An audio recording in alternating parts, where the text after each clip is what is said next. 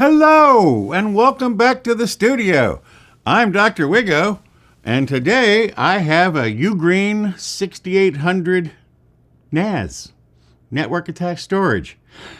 And let me start this video by saying something that you probably have not heard in any video you've ever watched about a Ugreen NAS.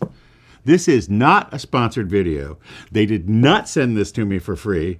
I am not beholden to them in any way whatsoever, so you will get my pure, unvarnished opinion about this thing. I'll talk about all the sponsored videos in the story later. So as always, I'll start with a story. This time the story is going to be kind of long, and it's going to be about my history with storage systems, going back to my early days. So that's going to be kind of long, so you probably want to skip that. So you can just skip over that, and then we'll get into why do you want a NAS? Why did I want a NAS? Why do you want a NAS? And there's lots of reasons. But we'll get into that. And then the chapter after that, I'll talk about why I picked this one. That'll be a bit of a story too. Then I'm going to unbox this and the associated hard drives and start setting this thing up. I bought some memory to expand the memory in it once I get it out of the box. And we'll talk all about that. And then once it's all set up, this video is going to be done because the software setup is a long and laborious process. We'll do that next week. So the video this week is all about why you might want a network attached storage, why you might want this particular kind, because there are many kinds, which I'll talk about in a minute. And then we'll do the unboxing and do all the stuff. And then again, next week we'll do the software setup, which is a major thing. And it's one of the reasons I bought this, which I will explain in just a minute. Let's just get into it. Why am I qualified to talk about NAS? Well, you know I'm an idiot, and that's never stopped me from talking about anything. But I actually know a bit about storage systems. You see, in the 1970s, I worked for IBM. And I was a large system specialist and a storage system specialist. So storage systems were kind of my thing, and DASD performance, direct access storage devices, or hard disks, we call them today, was kind of my thing. And I did a lot with that. And then in the 80s, when I started consulting on Wall Street, that still was my primary focus, was performance and capacity planning of storage systems. I was even an expert on the IBM MSS, the weirdest storage system ever. But those were the mainframe days. Then in 1984, I bought a Macintosh. And one of the first things I started doing, once hard drives were available, which wasn't for a while, I'll never forget buying my first 5 megabyte hard drive for the Mac for $5,000. That's right, $1,000 a megabyte. Ouch. Those were the good old days. So I've been working with disk systems, first on mainframes, then on the Mac, and later on PCs, and I got to know quite a bit about it. In fact, that was one of my qualifications that got me the job of contributing business editor at Mac User Magazine, where I wrote about business applications of the Macintosh. And remember, this was in the mid-'80s when people weren't buying a lot of Macintoshes. And one of the things I focused on were things like backup, because businesses need backup of their data. Not only did I write about it in magazines, but Macworld Expos, I was almost always on a panel, usually with my friend Bob, Dr. Macintosh Levitas, and Steve Bobker, on the importance of backing up. And in fact, I used to say at those sessions, there are two kinds of people in the world. Those who have lost data and those who are going to lose data. Because no matter what you do, hard drives crash, SSDs go bad, no matter what your storage system is, something bad can happen to it and you can lose your data, which is why you need to back up. In fact, I felt so strongly about it that when I got my iMac back 2008, 2009, I bought an Apple time capsule, which is a NAS.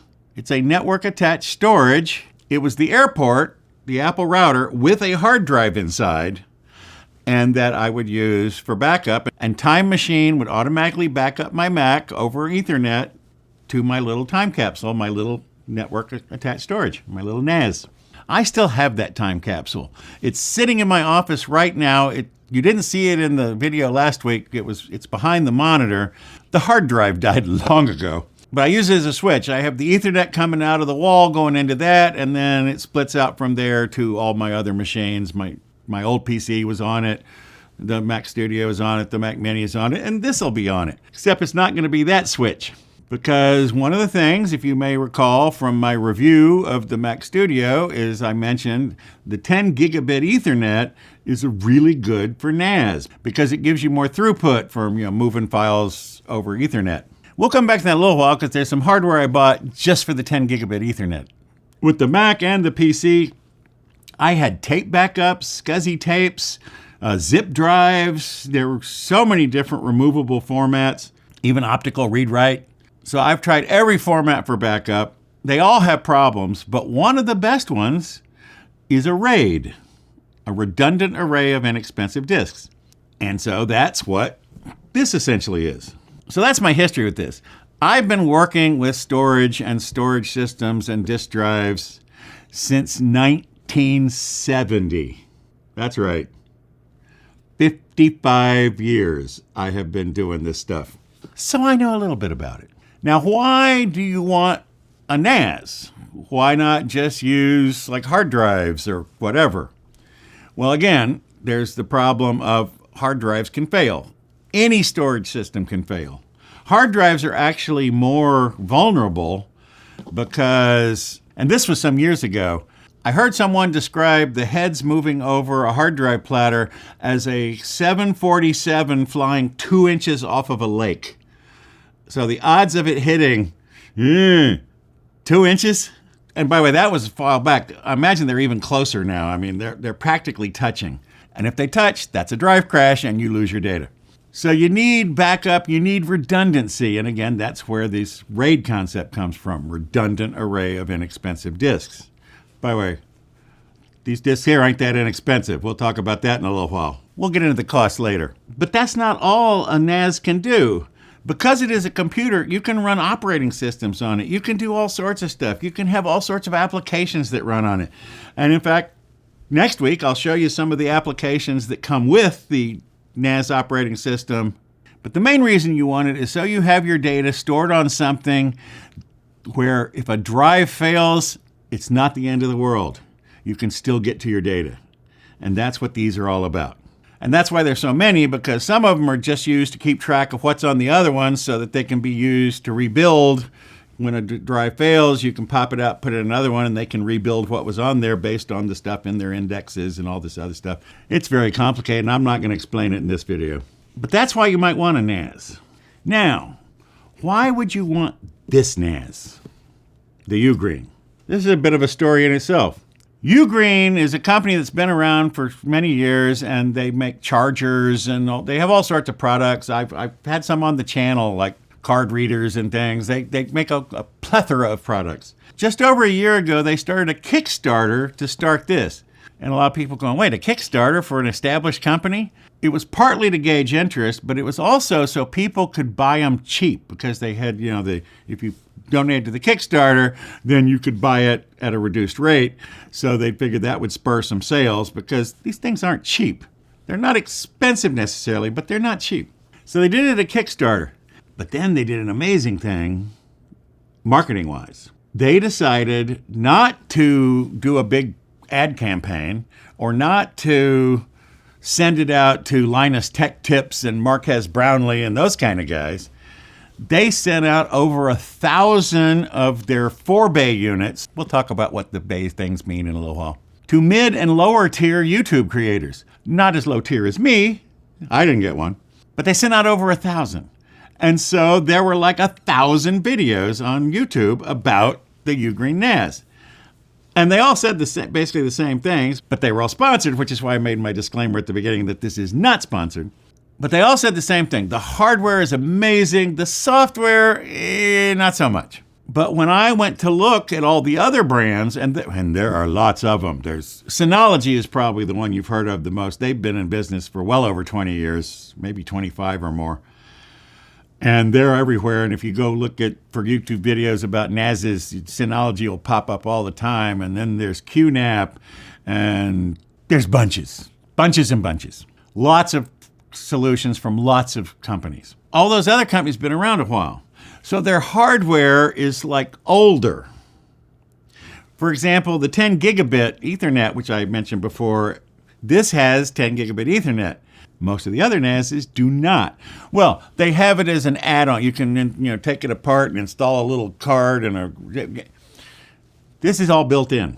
So this has the superior hardware to most other NAS systems at the same price. Actually, this one's a little more expensive than the same QNAP or Synology or other one. This will be like $500 to $1,000 more at each of the price points. But again, it's the latest hardware. You're going to see it in a minute when I unbox it. It's really well built. I kind of settled on Ugreen early on, understanding that the software is where it's at its weakest because Synology's had like 20 plus years to fine-tune their software, and everyone will tell you theirs is the best software in the business. By the way, there's also third-party stuff like TrueNAS, which will run on any of them, including this one. It gets very complicated. But recently, because March 30th was like Worldwide Backup Day or something like that, Ugreen sent out another batch of their 4-bay unit, the DXP6800, 4 bays. This is a 6800 with 6 bays. I'll explain that in just a sec. So they sent out another batch, and this set of reviews, again, all sponsored and all got it for free, but they all said the software was way better. A lot of the things that were wrong in the early versions of the software had been fixed, and it was coming along. It's still not there yet, according to most other people, but getting there and easy to use. And we know I'm an idiot, and I don't want to have to learn the ins and outs and all the details of some new system. I'm an old man. So I thought, well, superior hardware, inferior software, but improving, but easy to use. So I kind of went with the Ugreen.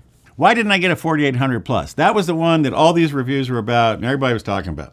And this gets into the RAID thing. Like I explained, the RAID system is what lets you lose a disk and not lose all your data. But in the 4-bay system, really the best you can do is RAID 5. Now I think it will support RAID 6. Well, let me explain. In RAID 5, you take away one disk to just be your disk that keeps track of the other disks. So if you have 4 12 terabyte drives like I've got here, that's 48 terabytes, you'll only have 36 terabytes of usable data because 12 terabytes will be held back to be used for indexes and rebuilding stuff so that if you lose one of the 3 primary hard drives, this drive can help put all the data back on it. It's complicated. I'm not going to explain RAID. There are videos, I'll try to link one below, about how RAID works. But at this point, I'm thinking, I'm just going to buy a NAS once. I'm an old man. So this thing is probably going to last me the rest of my life.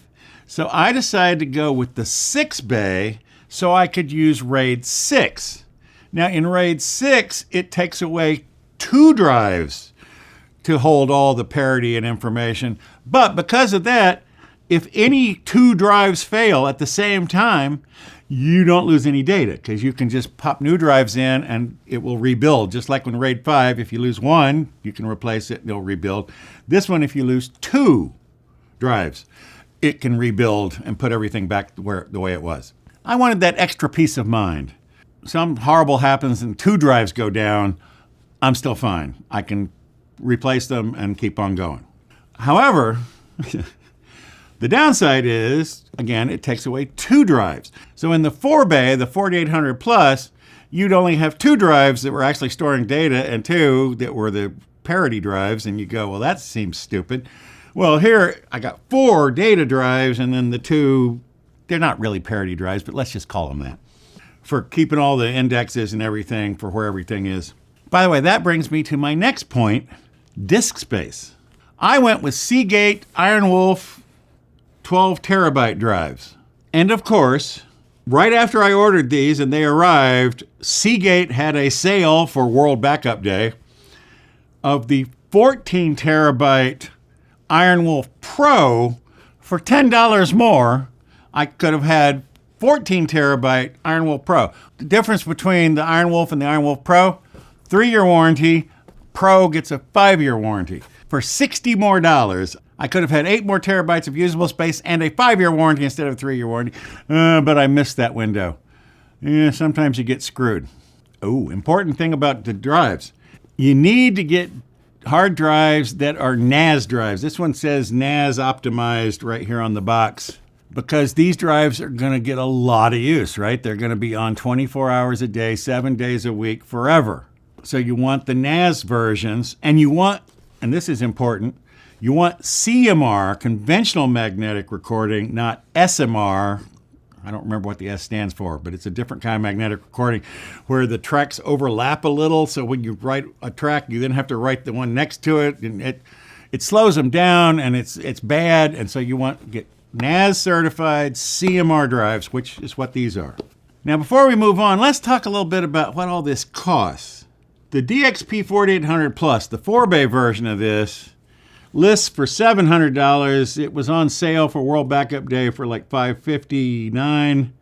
These drives were like, 4 of them would have been $947. So almost double the price of the actual NAS for the drives. And of course, 6 of them were list price $1439, and I got a deal at $1421. So yeah, I saved like, $17 a unit. Again, could have had if I'd gone with the 4-bay version, the 4800 Plus, I could have done this all for about $1,500, and instead it's more like $2,500. So I'm paying an extra $1,000 to basically get 1 more drive worth of data, but to get another drive worth of protection so that I can lose 2 drives at the same time.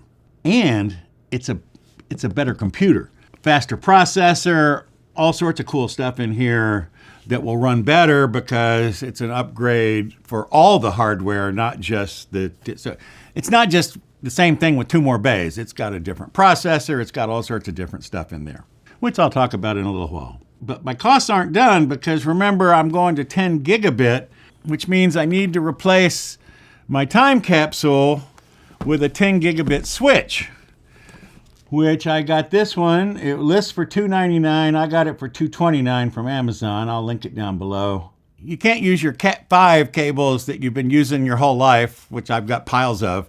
You need like higher ones. So I bought category 8, figuring this will last me forever. So I needed 3 of those. 1 to go to this, 1 to go to the Mac Mini, 1 to go to the Mac Studio. So I needed 3 of those. So all told, for the 10 gigabit Ethernet, I paid, it was another $271.83, which meant the total of all this stuff up here, including a 64 gigabyte RAM upgrade for this guy, because he comes with 8 gigabytes of RAM, but they run much better if they have more RAM. This 64 gig kit cost me like $155. So for another $150, so that brings the grand total to $2,809.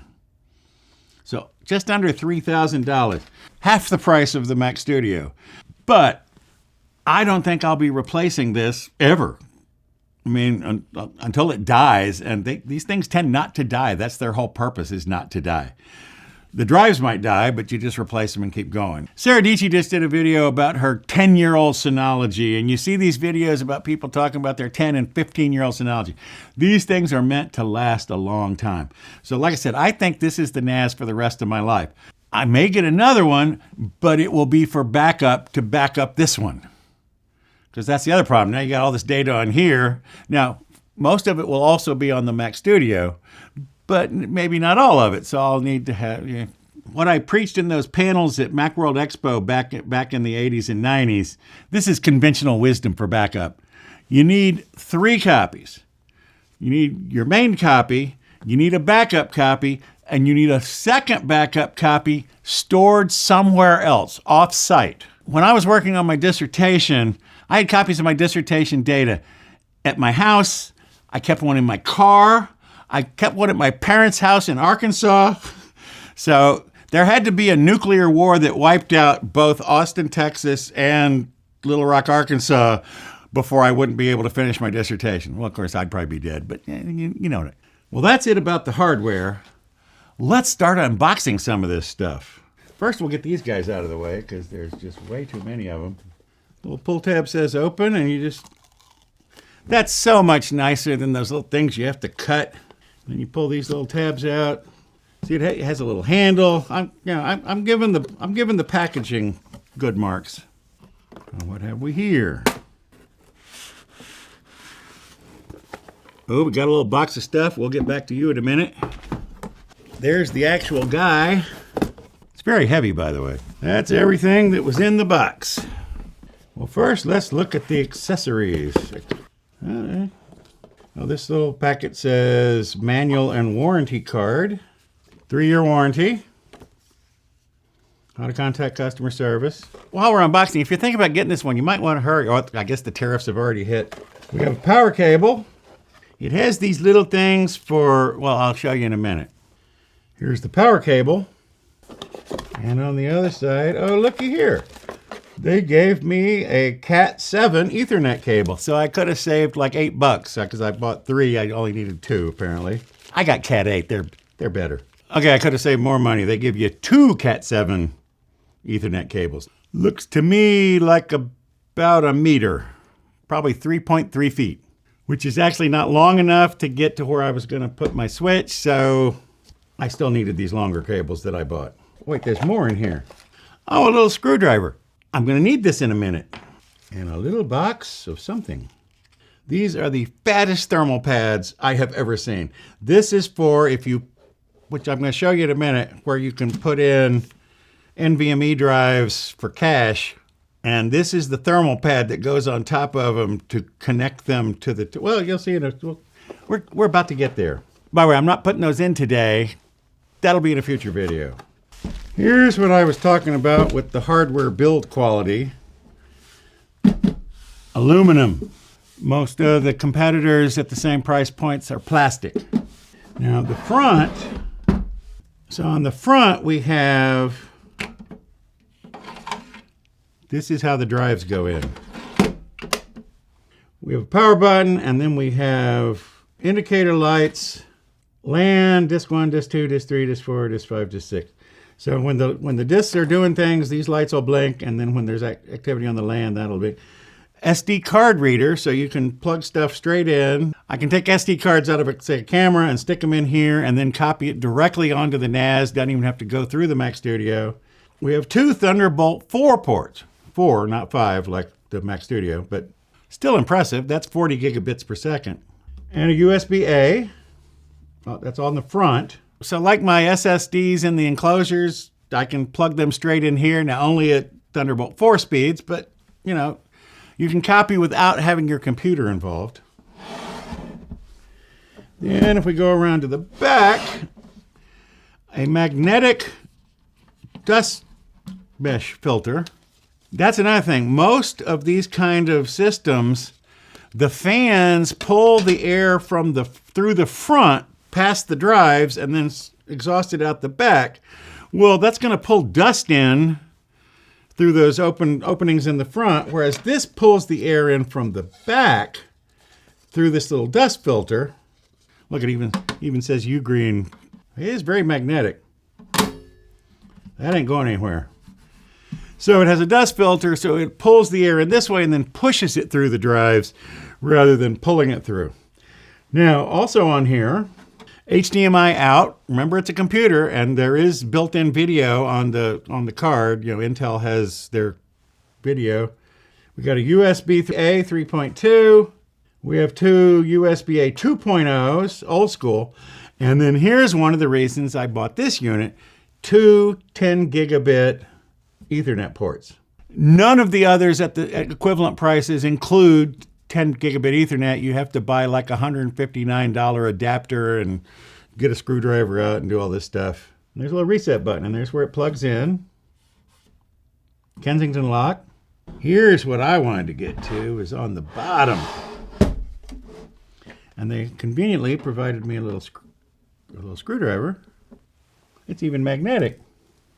Well, it's not that magnetic, and I just lost a screw. There it is. So there are my NVMe drives for caching. It pops up because there's a little spring that kicks the thing up. But I do want to get to these guys, because these are my memory sticks. This is 8 gigabytes of memory comes with. So we just pop this guy out. I'll link the. This is off. These memory sticks are off of Ugreen's approved list. And then if I were installing SSDs, which I will do in a later video, if I think it needs it. It may not need it. It may be fast enough as is, but you know me and speed. So I may be installing those later. But they would go there, and then you can see why they have those thick pads, because look how far away. So I've done my memory upgrade. Now we need to put disks in. And you can see you just press these little guys, and then these little trays pop out. And this is where the fun starts. So here's one of my little hard drives. And if you look here on this tray, there's a little tab on the bottom, and you push that, and this side comes out so that you can put this in there like that. And then you pop it in here like this. Presto. I'm not going to do the other 5 because that's going to make this thing really heavy and I have to carry it down to the office. Next week, down in the office, while we have the overhead camera, we'll go ahead and unbox this thing, but I don't think there's really a lot to see here. I think you've probably all seen a network switch before. There's the switch, there's the power cord, there's the quick installation guide. This is the simplest networking device there is. It's not a router, it's just a switch. It just takes whatever's coming in on any one of these and sends it out to the rest of them. So doesn't matter where you plug in the one that goes to your router or where you can just plug anything into anywhere, and it just passes everything through. Here's where you plug in the little guy. That's it. And then there's little lights that blink if there's traffic on the different thing.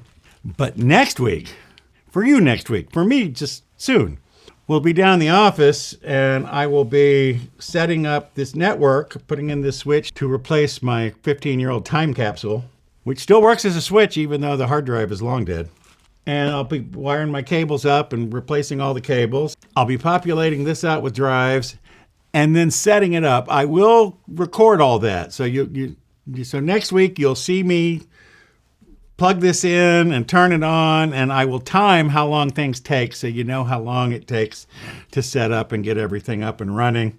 It won't be as much fun as this because there's not going to be a lot of opening, and I love opening things. But this will be mainly, screenshots and loading the software and doing all that stuff. So we have all that to look forward to next week. This is step 1 of the NAS. We've got the NAS, we've got it unboxed, we've got it ready to go. We're going to load the drives in, take it downstairs, hook it up, wire everything up, and start doing it. And again, I will record everything, and that will be the video next week.